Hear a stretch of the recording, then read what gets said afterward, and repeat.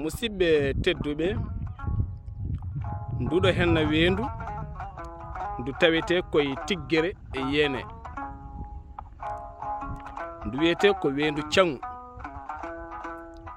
ko ndu Weendu ɓoyndu, Weendu ganni, Weendu fina tawa ndu way kono maayo ni.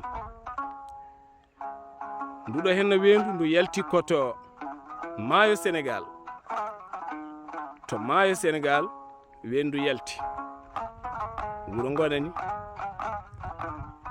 ngo woni Tiggere Yeenee.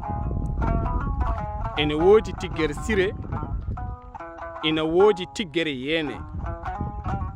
Ngoɗo woni ngo ɓe mbiyata Tiggere Fulɓe e Tiggere Seɓɓe. Tiggere Seɓɓe woni o to banggue jiimi koye maayel Fallemma, woni maayel caltungel ɗo Matam rewi ɗon fayi ha Ranwa. Nduɗo henna Weendu noon ko Weendu mawndu ndu ganduɗa andu wawi jogade, so mi welama mi wiya lappol palol dande maayo kala. Sabu ɗo joni gila ilam naati ha yetti hande ɗen gone 28 lewru janvier hitande 2021 ha hande ndu yaltani ndiyam. Andu wi tep ndiyam, andu ɓatti wuro ngo sabu ngo yahanno handu naata e wuro ngo. Hande noon nduɗo henna Weendu so en jiindu waɗino saha goto ɓe mbaɗi grillage hade liɗɗi ɗi ruttade maayo mango ngo Sénégal ɗo fulɓe mbiyata maayo yonani keerol hakkunde Mauritanie e Sénégal. Woni o to banggue ko tohomaji, woni oga banggue ko Tiggere. Kamɓe kala jiidi yumma jiidi baaba. So on jii nduɗo cangol ɗo cangol nduɗo henna Weendu ndu haaɗoy koto maayo to. On jii nani ɓe mbaɗi grillage nden hitande ɓe dañi liɗɗi ha gure hoddiɓe mabɓe mbatti dañde hen liɗɗi. Hande ɗo darotondu ɗo ko ndu remete ndu karpat, kono holko saabi ndu remaka ha oɗo saha sabu andu wi tep ndiyam.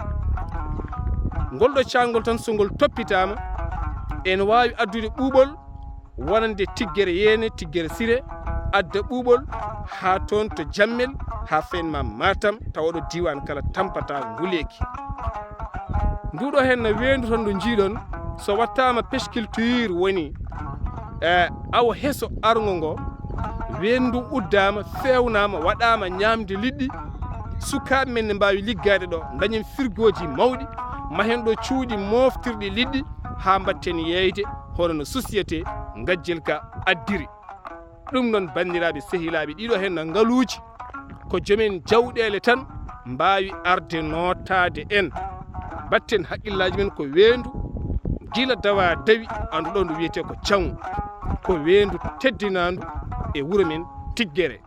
Kono kadi goto e men kala yo nangu hen waɗa ko enen jeeyi mbawen liggade. So en belsidima ha société jenani ngari ɓoyani koɓe ngari ɗo ɓe jiiɗi funtude wuro ngo, waddi ɗo guese sukara, waddi ɗo henna nehde liɗɗi, ɓe liggina sukaɓe koɓe dañi kala ɓe nawa. Hade goɗɗo naftorade noon ya taw ko enen jogori naftorade. Ko musidɗo mon giɗo mon sehil mon Sar Abdoullahi Sarr.